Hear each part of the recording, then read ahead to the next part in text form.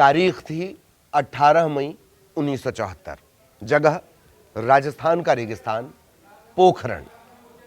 दुनिया को पता भी नहीं था कि रेत के 107 मीटर नीचे भारत इतिहास लिखने वाला है और कोड नेम था ऑपरेशन स्माइलिंग बुद्धा।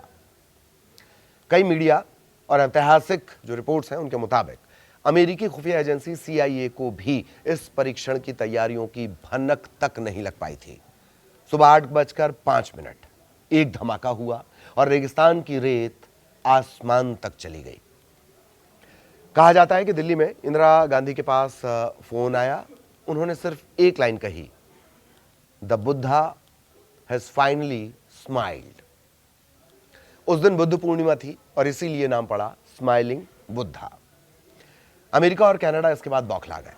कनाडा ने तो भारत को जो दिए जाने वाले न्यूक्लियर फ्यूल थे, टेक्नोलॉजी थी, उस पर तुरंत रोक लगा दी। कोई दूसरा होता तो बैकफुट पर चला जाता, लेकिन भारत ने अपना न्यूक्लियर प्रोग्राम और ज्यादा तेज कर दिया। लेकिन सवाल यह है कि भारत वहां तक पहुंचा कैसे, जिस देश के पास आजादी के समय अपने basic scientific instrument, basic scientific infrastructure तक नहीं थे या कहीं बहुत सीमित थे, उसने न्यूक्लियर टेक्नोलॉजी जैसी जटिल क्षमता आखिर बना कैसे ली। इस कहानी की शुरुआत हुई थी एक ऐसे भारत से जो 1947 में आजाद हुआ, लेकिन गरीबी, संसाधनों की कमी और तकनीकी निर्भरता ने उसे चारों तरफ से घेरा हुआ था। एक ऐसा भारत जिसके पास बड़े इंडस्ट्रियल रिसोर्सेस नहीं थे, ना आधुनिक न्यूक्लियर इंफ्रास्ट्रक्चर था, ना वो तकनीकी तौर पर ताकतवर था जिसके दम पर बड़े बड़े जो देश और दुनिया वाले हैं वो दशा और दिशा तय करते थे। लेकिन भारत ने फैसला कर लिया था ऊर्जा के लिए आत्मनिर्भर बनना है, विज्ञान और तकनीक में अपनी क्षमता खुद बनानी और बढ़ानी है, और आने वाले समय में अपनी सुरक्षा के फैसले भी खुद लेने हैं।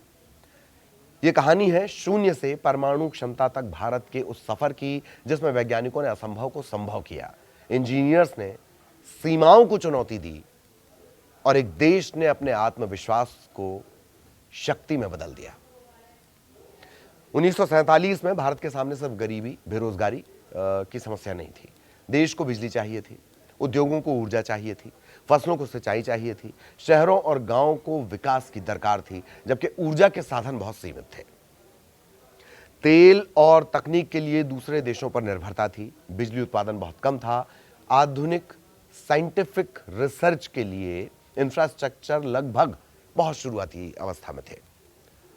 उस समय भारत के सामने दो रास्ते थे, पहला दूसरे देशों पर निर्भर रहना और दूसरा विज्ञान की कठिन राह चुनना और अपनी क्षमता खुद बनाना। भारत ने दूसरा रास्ता चुना। नेतृत्व ने समझ लिया कि परमाणु ऊर्जा केवल हथियारों का विषय नहीं है, यह बिजली का विषय है, चिकित्सा का विषय है, कृषि, उद्योग और वैज्ञानिक रिसर्च का विषय है।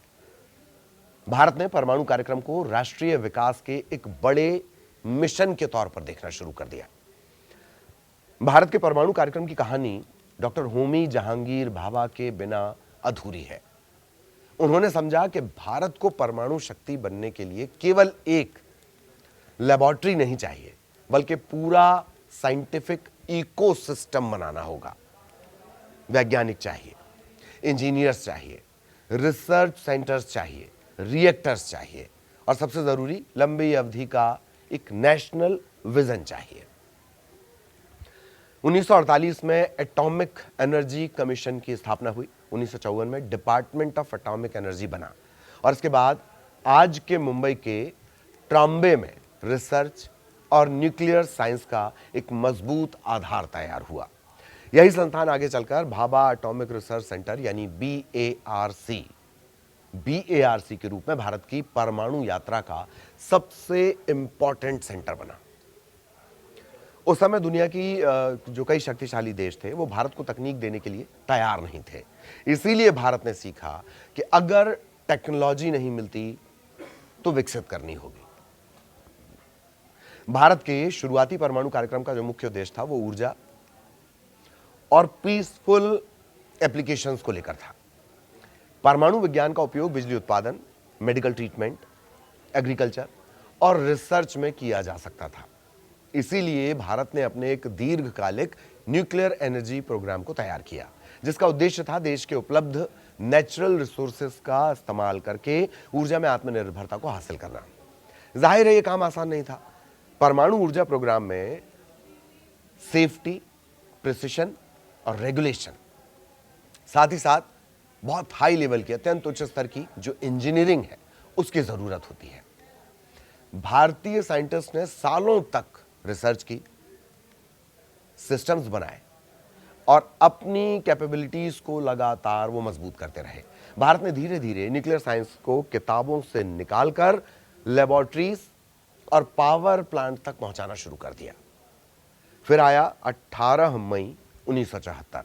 भारत ने साबित कर दिया कि उसके वैज्ञानिक और इंजीनियर्स न्यूक्लियर टेक्नोलॉजी को समझने और नियंत्रित करने की, कंट्रोल करने की क्षमता रखते हैं। कई देशों ने भारत पर दबाव डाला। भारत के सामने अब चुनौती थी, क्या वो बाहर से टेक्नोलॉजी न मिलने पर एक ये जो पूरा मिशन चल रहा है ये रुक जाएगा अगर बाहर से तकनीक नहीं मिलेगी, या अपने साइंटिस्ट के दम पर भारत आगे बढ़ेगा। भारत ने दूसरा रास्ता चुना। 1974 के बाद भारत ने कठिन दौर देखा। कई एडवांस टेक्नोलॉजीज तक पहुंच सीमित हो गई, अंतर्राष्ट्रीय सहयोग बहुत कम हो गया, कई महत्वपूर्ण कंपोनेंट और इक्विपमेंट देश में बनाना एक चुनौती था। लेकिन यही दौर था जब भारत ने जुगाड़ से आगे जाकर इंडिजियस इंजीनियरिंग विकसित कर ली। रिसर्च इंस्टीट्यूट जो थे उन्होंने देश में मैन्युफैक्चरिंग और टेस्टिंग कैपेबिलिटीज को बहुत मजबूत कर लिया। यह प्रक्रिया धीमी लेकिन गहरी थी, क्योंकि आत्मनिर्भरता का मतलब सिर्फ टेस्ट करना नहीं होता है। आत्मनिर्भरता का मतलब है रिसर्च खुद करना, टेक्नोलॉजी खुद विकसित करना, सिस्टम खुद मेंटेन करना और आने वाली पीढ़ियों को ज्ञान सौंपना। भारत ने यही किया। यहां से भारत की न्यूक्लियर जर्नी किसी एक इवेंट की कहानी, यहां तक जो न्यूक्लियर की जर्नी रही वो अब एक इवेंट की कहानी नहीं रही। ये हजारों साइंटिस्ट, टेक्नीशियंस, सपोर्ट टीम्स और उनकी जो दशकों लंबी मेहनत थी, ये सब कंपाइल हो गया, एक साथ आ गया। और फिर आया मई 1998। भारत ने पोखरण में एक और सीरीज ऑफ न्यूक्लियर टेस्ट की, जिसे दुनिया ऑपरेशन शक्ति के नाम से जानती है। इन परीक्षणों के बाद भारत ने अपनी स्ट्रेटेजिक न्यूक्लियर कैपेबिलिटी को खुले तौर पर दुनिया के सामने रख दिया। यह समय जियोपॉलिटिकल तनाव का था। भारत ने संदेश दिया कि उसकी सुरक्षा और स्ट्रेटेजिक डिसीजंस किसी बाहरी दबाव में तय नहीं होंगे। दुनिया के कई देशों ने आलोचना की, प्रतिबंध लगाए, कूटनीतिक दबाव बढ़ा, लेकिन भारत के भीतर यह घटना नेशनल कॉन्फिडेंस का प्रतीक बन गई, सिंबल बन गई। यह केवल मिलिट्री कैपेबिलिटी की घोषणा नहीं थी, ये उस साइंटिफिक इकोसिस्टम की परीक्षा थी जो 1948 से धीरे धीरे तैयार किया गया था।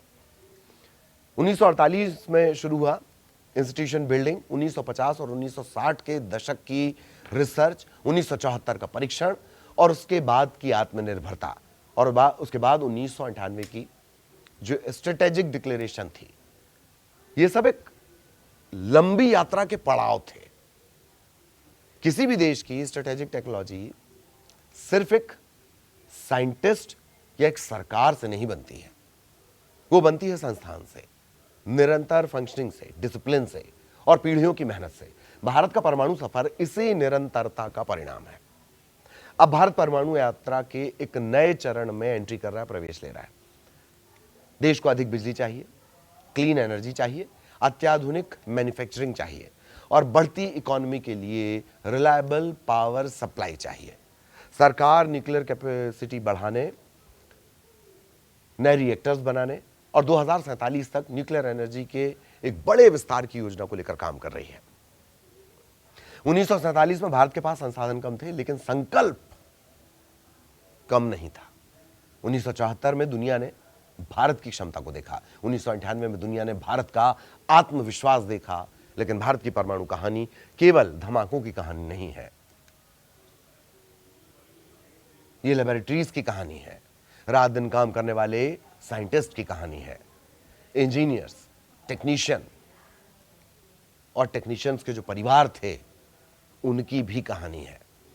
ये उस राष्ट्र की कहानी है जिसने कहा कि हम अपने वैज्ञानिक क्षमता खुद बनाएंगे, अपनी टेक्नोलॉजी खुद विकसित करेंगे और अपने भविष्य के फैसले खुद करेंगे।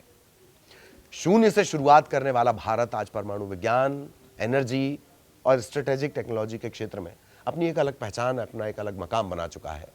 ये मंजिल नहीं है, ये मंजिल नहीं है, ये उस भारत की यात्रा का अगला अध्याय है जो 2047 तक विकसित, आत्मनिर्भर और जिम्मेदार टेक्नोलॉजिकल पावर बनने का सपना देख रहा है। याद रखिए, भारत को परमाणु ताकत सिर्फ टेक्नोलॉजी ने नहीं दी।